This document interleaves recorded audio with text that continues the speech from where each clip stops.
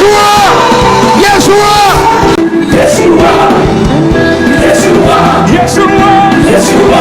Mbega ubuzima bw'uno mugabo ko bwabaye gatebe gatoki agwa avyuka, ko twumvise ko hari indoto zikomeye zimatanye n'umuhamagaro yaguma agwanira, bwahindukiye ryari burakunda.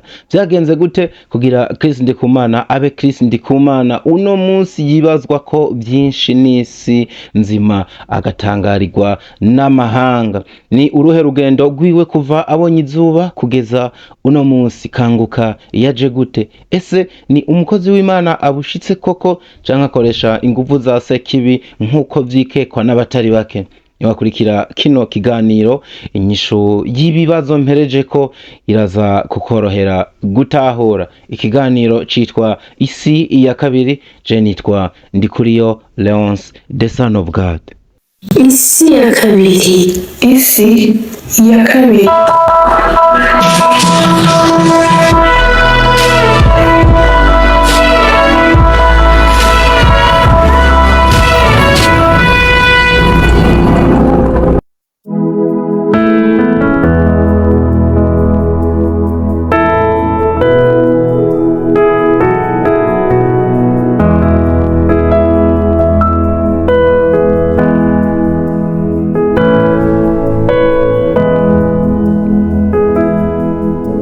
Chris Ndikumana, umwana w'ifura mu muryango w'abana batandatu, yavutse itarike 15 z'ukwezi kwa gatandatu 1973, avukira mu gisagara ca Bujumbura muri Rohero, mu muryango wifashe ubayeho neza, umuryango w'abasirimu. Birumvikana kuvukira muri Rohero ico gihe ndetse n'uno munsi si ivy'umurundi uwo ari we wese.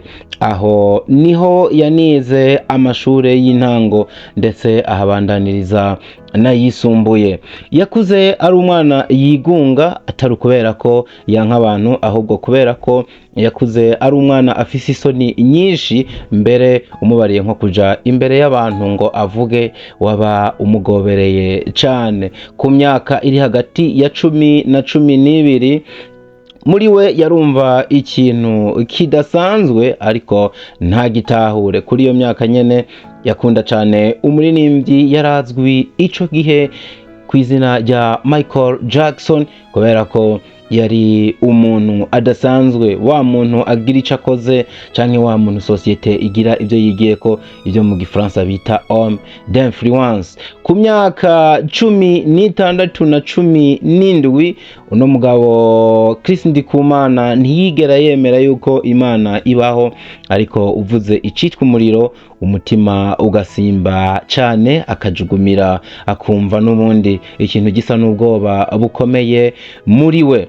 Ku myaka 19 Chris Ndikumana yahavuye amera nk'uhindura ivyiyumviro gato, ariko ntiyigeze aja kure cane yo gukunda abantu baba baramenyekanye cane, bafise amazina, bafise nico bamaze, kubera ko kuri iyo myaka nyene Chris Ndikumana yakunda umukinyi wa basket akomeye cane yitwa Jordan, ngo cane kubera ko yabona ari umwe mu bantu batandukanye n'abandi bantu n'ubundi turiko turavuga hejuru bari mu mugwi wabo bita homme d'influence. Ni bano dukunda gushira mu mugwi wabo two kwita abastar. Kukabe nkako Chris Ndikumana muri we ngo yaramanye inyota yo kumva yoba ubutandukanye n'abandi, ariko ntatahure inzira neza na neza bizocamwo. Kuri iyo myaka nyene nawe nyene yahavuye yumva bitoguma mu gufana gusa, yishora mu mukino wa basket, ariho yatangiye kuyikina nk'abandi bose, nk'abandi basore bavukiye mu gisagara kandi bahezagijwe uburebure. Ubona yuko uno mugabo ikijanye n'uburebure bwiwe giharurirwa mu metero 2. Yatanguye kurota indoto afasha abantu benshi, agaburira abana bashonje. Naho kukijanye no gukizwa kwiwe coco ntabwo coroshe na gato, kuko atigeze akizwa kugira arondere Imana, ahubwo yabikoze kugira arondere ubushobozi, ico bita power, nk'iyo yabona ko ari idole wiwe canke ico yarabira ko kuri ya myaka yaritangiye kwisumbura ari we Mike Jordan.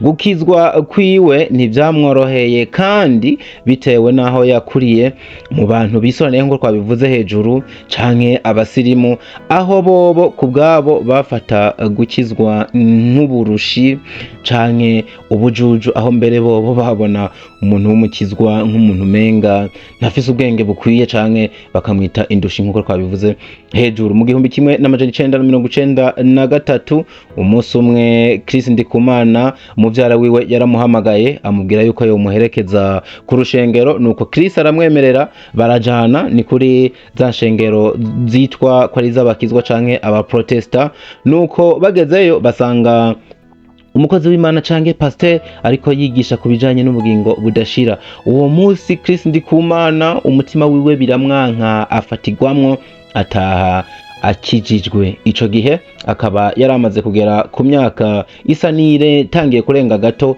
ku myaka ibite y'ubusazi canke ya adolescence, kuko yari yiga muri secondaire. Inyuma yaho gato yahavuye abandanya amashuri ahitamwo kuja kwiga kaminuza, ariko ni kaminuza yize nabi na nabi kuko yaguma yumva muri we umuhamagaro udodora, akumva atakindi yokora atari bijanye no gukorera Imana. Aho hari mu myaka ya za 93.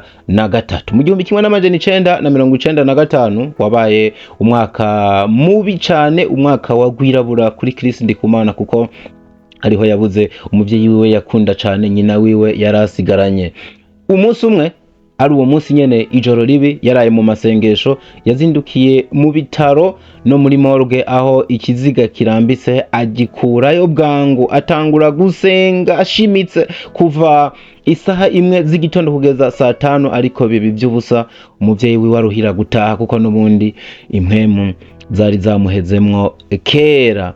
Nyuma yaho niho yafata ingingo asa n'utangiye kwiyakira buke buke, abandanya amashuri yiwe muri Afrika y'Epfo aho yaragiye kwiga nubundi muri kaminuza. Guhera mu 1995 kugera mu 2001 Chris Ndikumana yahavuye ategwa n'ikintu kitari coroshe cyo kuvuga yuko atazigera yubaka urugo rwiwe ngo avyare, kubera ko yanka ko umwana wiwe nawe azohava ahura n'amagorwa nk'ayo yagize amaze kubura mama wiwe.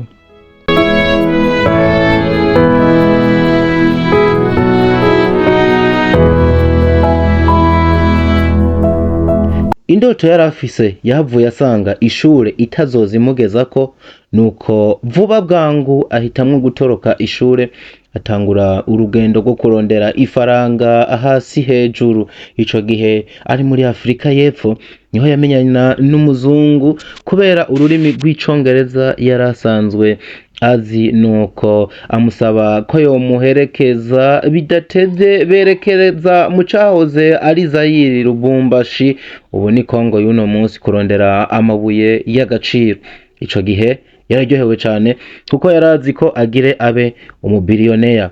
Abazungu bari bamutwaye ngo bakorane business, basubiye muri Afrika y'Epfo gato bamusiga muri Kongo. Ubwo nyene intambara iba irasekeye, aribwo leta ya Mobutu yacitangira gufata no kurondeza icitwa umunyarwanda wese ari muri ico gihugu, kuko aribo bagirizwa gutera igihugu nk'abaroberi. Nuko Chris Ndikumana afatwa muri bo, kwisigura biba ivy'ubusa kuko yasa n'abanyarwanda nk'uko babimwagiriza. Yafunzwe mu buryo bukomeye mu gasho ka wenyene, kuko byasa nka Amerika ifashe Saddam Hussein. Amara imisi mu gasho afunzwe, yongera acungwa acunaguzwa n'abasoda barenga 5 ngo ntatoroke. Kubw'amahirwe inyuma y'igihe gitoya yararekuwe. Hanyuma y'imisi itari mikeya muri kwakure kugwa ari mu gahinga kawe nyene mu birometero bishika 5,000 atoshika Bujumbura vyoroshe, nuko atogwa n'abagira neza bamunyegeza amezi 5 mu nzu adasohoka, aho yaratunzwe n'ubunyabobo canke isenene. Nuko yibagirwa burundu bwa buzima bw'imirete n'amata vyo muri Rohero, ari nako ubuzima bwarushirije kuba umururazi. Yaryama mwivu akubitwa n'imbaragasa, inda mu mpuzu zijejeta kugeza igihe no gufungura vyanse burundu, ahitamwo kugurisha zimwe mu mpuzu yari yarakuye muri Afrika y'Epfo. Si n'impuzu zonyene yagurishije, kuko ico gihe n'imyambaro myiza yari afise y'ibirato yari yarakuye hamwe yari yiga muri Afrika y'Epfo, ubuzima bukimeze neza kimenyana n'aba bazungu, navyo nyene yahisemwo kubishira kw'isoko kugira asahirize wa muryango yabamwo, rimwe na rimwe mu gihe badafunguye za senene baronke ubugari bavya, ariko nabwo nyene bakabukoza amazi. Vyumvikana yuko yabaye mu buzima butari bworoshe na gato, kubera ukuntu yari yonze hama akaryama hasi, harageze igihe gusinzira bitagishoboka, kuko buri minota 5 yahindukira asigaye atonekara bikomeye ahaja mu mafigo. Wa mukristo Ndikumana yararyamanye isezerano. Ico gihe ivyo gukizwa yahaswe kubivamwo, ariko ijwi ry'Imana rikamuza ko kenshi aryamye riti ntutinye ndi kumwe nawe. Ijambo internet yarimenye ritaranabaho, kuko Imana yari mubwira kenshi, we akibaza ko ari ya company azoshinga yitwa uko. Mwibuke yuko hejuru twasa n'abababwiye yuko yararyamanye indoto zo kugera kure, zo kuba umuntu yamenyekanye cyane, no kubaho yiyumvira yuko azokora business zikamugira umuntu adasanzwe. Ico gihe yasa n'umuntu ariko arahishurirwa ivy'imbuga ngurukana bumenyi azoshisha ko inyigisho, we ntabimenye, agafata iryo jambo internet nkuko menga ni business, ariko yasa n'uriko arahishurirwa inyigisho z'ijambo ry'Imana azohava akora biciye ku mbuga ngurukana bumenyi, nuko rikamenyekana rigakwira isi yose. Inyuma y'amezi 18 Chris yaravuye muri ubwo buja bwo muri Kongo, aho yahuye n'umugira neza amurihira indege imugeza Igoma, nuko ajabuka i Kigali mu Rwanda, abandanya ni Bujumbura. Nivyakunze ko ateba mu Burundi, kuko yongeye kumva ijwi ry'Imana rimuza ko rimwongorera ngo haguruka.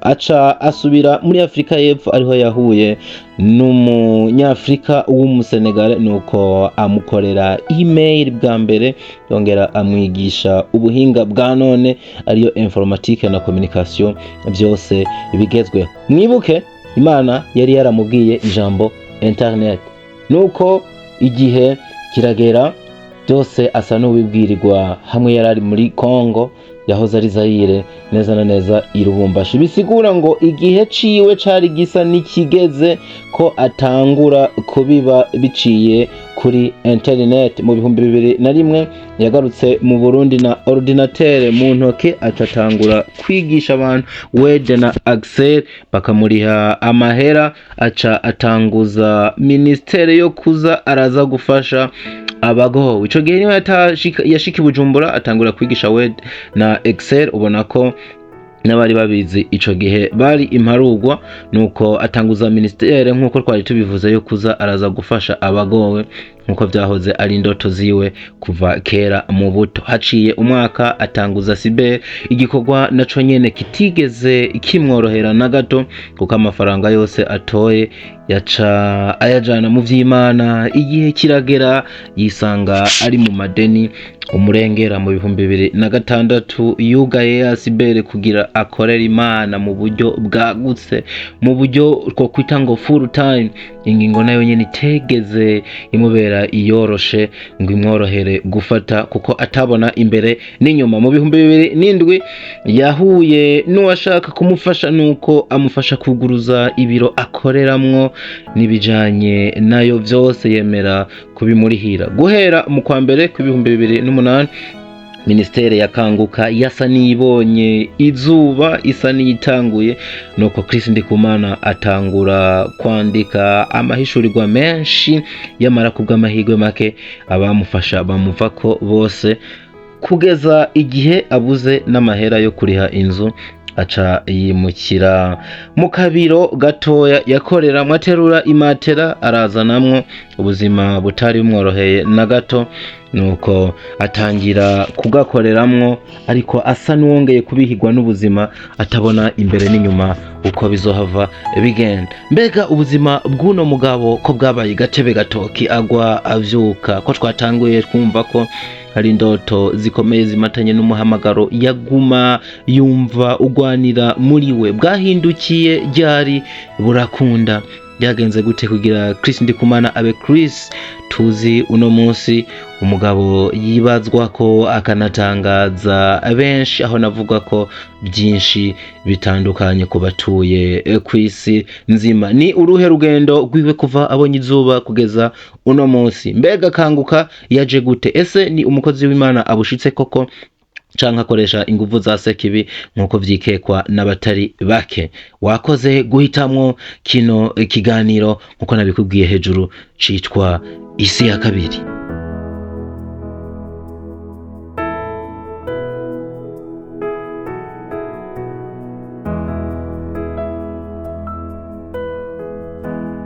Impinduka yiwe itangurana no guhagarika ubuzima bwo kwidodomba, hama atangura ubuzima bwo gushima no mu bihe bibi, hama kandi akemera ubugombe bw'Imana, icitwa volonté de Dieu.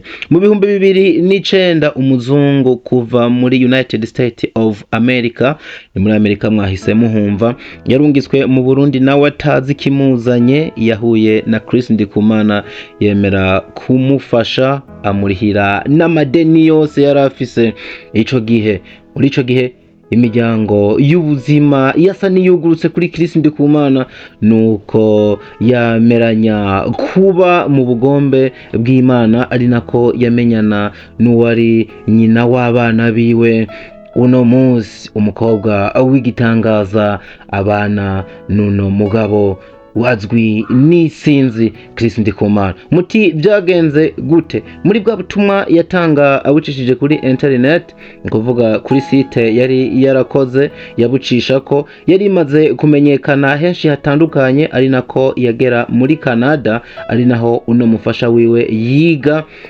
Hanyuma abagenzi biwe ari nako basa n'abamutanze kumenya ino kanguka, nukuvuga tubavuga babagenzi ba wa mukobwa, ico gihe yarakira umukobwa w'inkere bwawe umudamu, niho bamurungikira ubutumwa, abwumvise arabukunda, hama yandikira Chris Ndikumana amubwira ko yakozwe ko cane, ndetse yuko yabukunze cane ubwo ubutumwa. Nuko Chris Ndikumana ashira wa mukobwa kuri liste y'abazohora baburonka imisi yose imbere y'abandi, nuko babandanya kwandikiranira nk'umukunzi w'inyigisho za Chris, ariko ntiyamenya ko uwundi munsi azisanga yabaye umukunzi wiwe w'ibihe byose. Ico gihe bayaga cane, Chris yaramaze amezi 3 asengera umufasha, yarahinduye bya byiyumviro twumva yarafise hejuru vyuko atazopfa abyaye, kugutinya yuko umwana wiwe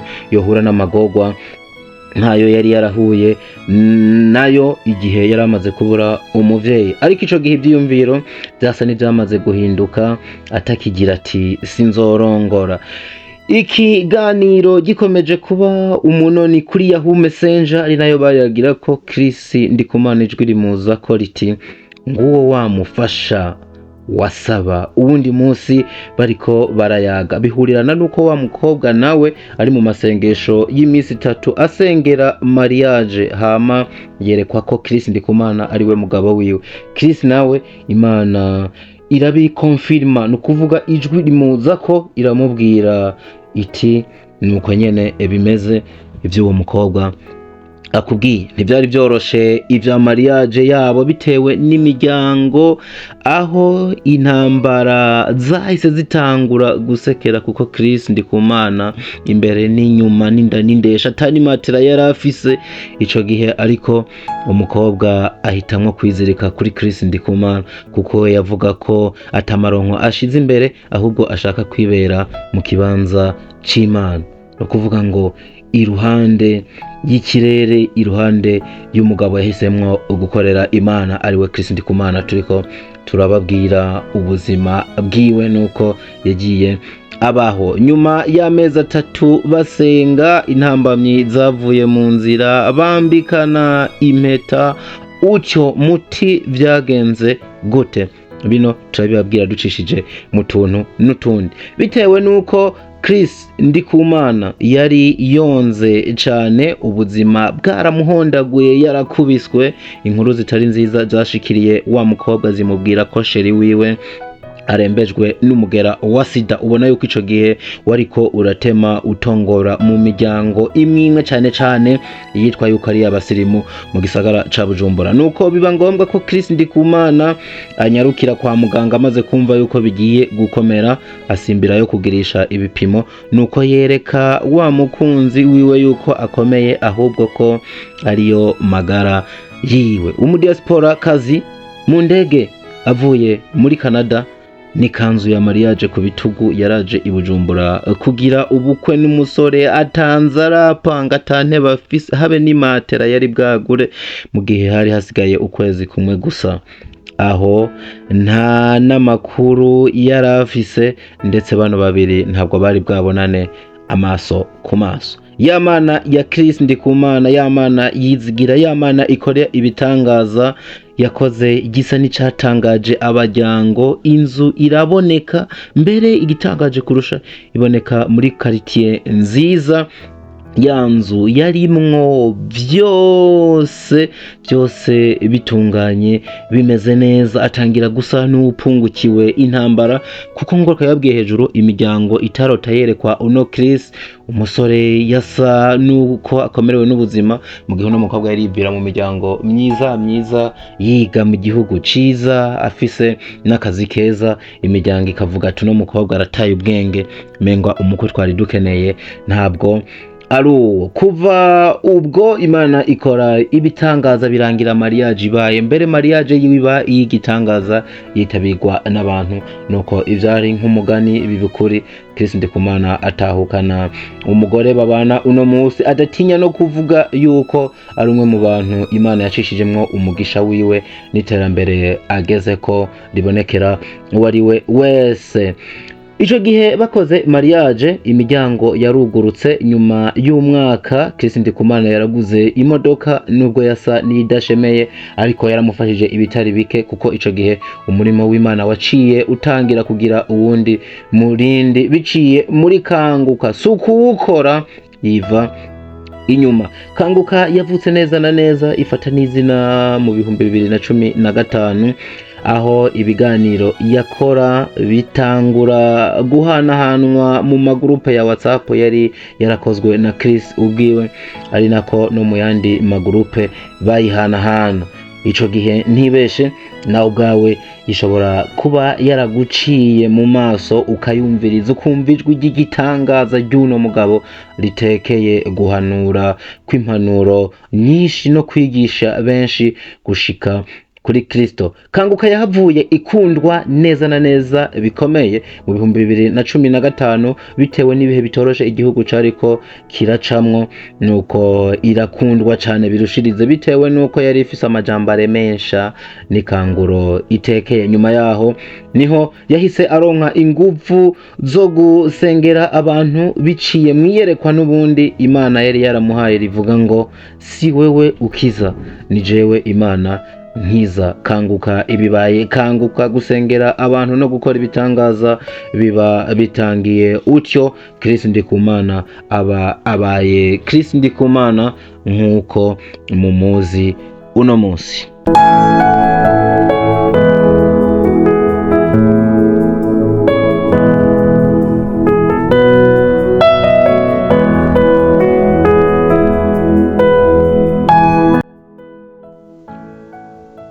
Muti rero uno mugabo ni umukozi w'Imana canke ni Freemason nkuko bivugwa?